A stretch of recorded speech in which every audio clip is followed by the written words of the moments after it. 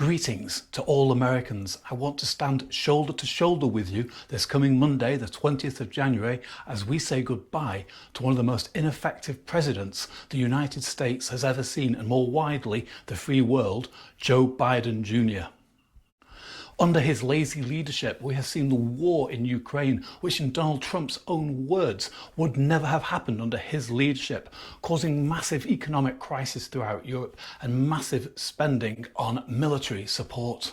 And in failing to deter Russia's invasion of Ukraine, Joe Biden has failed his most important task as Commander-in-Chief since 1939, and that is preventing a war of conquest on the European continent. And back on American soil, President Biden lets China spy on American military bases with Chinese spy balloons, and even back down on Trump's stance to block Chinese spy apps like TikTok and WeChat. Homelessness in the USA has doubled under Biden's administration, raising it to record levels. And if you really want to understand as Americans how much the English hate Joe Biden, then this is a photograph Joe Biden took with Gerry Adams, the once face of the IRA, when he visited Ireland. The IRA are responsible for so many attacks on British soil, including many that me, my friends and my family were caught up in the 1980s.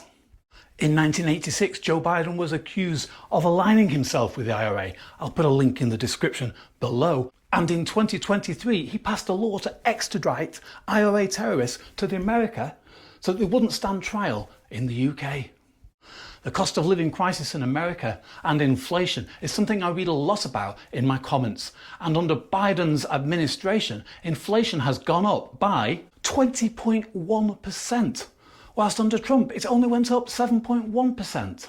That's a 5.4% increase every year under Biden, whilst Trump kept inflation low at a relatively low 1.9%. And it's obviously this poor economy that led voters out in their droves to re-elect Donald Trump. 6 out of 10 American voters complained about this. Under Biden, 21 million illegal immigrants have entered the USA. You don't know the background of these illegal immigrants, and many of them are involved in narcotics and people trafficking. We have the same problem with channel crossings here in the United Kingdom, and we're all looking to Donald Trump and how he managed to secure his borders, because it's something we want to do back here in the UK. And now to the crux of the video and why I'm here making it. And this is one thing that has been so upsetting. And if I point to just 2 things last year that upset me the most, they both came from Biden after he lost the election on November the 5th. Joe Biden was always an ineffective, lazy president, but we could never say he was dangerous until he lost the election. And since then, he's become like a baby in his pram, throwing his toys out and making dangerous moves that affect the entire planet. In a very dangerous move, and one aimed at only causing problems for his successor, after stalling for so many years, actually even helping the Ukraine, he's decided to let American missiles be fired into Russian soil. That's incredible. And maybe you didn't see it, but Joe Biden got to meet President Zelensky on a visit, and he actually called him Vladimir Putin. I'll link that in the description below. If you haven't seen it, it's unbelievable to fathom how a president of the free world can make such a mistake.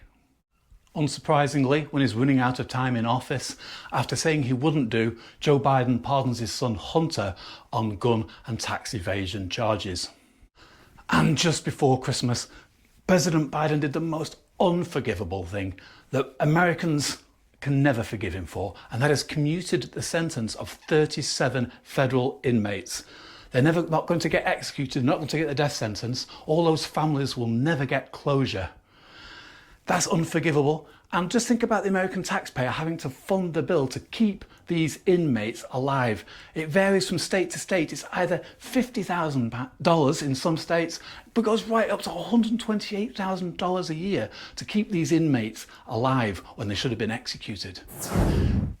So it's with great pleasure that we welcome back the magnificent Donald Trump, one of the most impressive presidents of our time and 4-time nominated Nobel Peace Prize winner.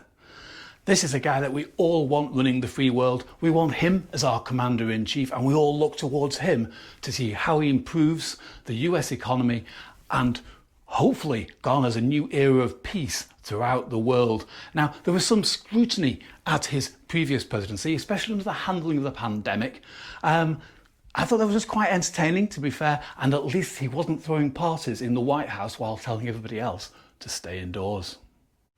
It would be nice to think that we'd have a great relationship with America again under Donald Trump, who has many vested interests in the UK, and I'm sure we will, but it probably won't happen under our lefty Labour leader, Keir Starmer. But every single day in the polls, Reform is getting there, and Reform is now matching Labour exactly step by step in the polls. So it's only a matter of time or a mistake to be made, and there'll be a general election called for, and we'll have that fantastic relationship with America once again. Let us all raise our glasses now and celebrate the return of Donald Trump.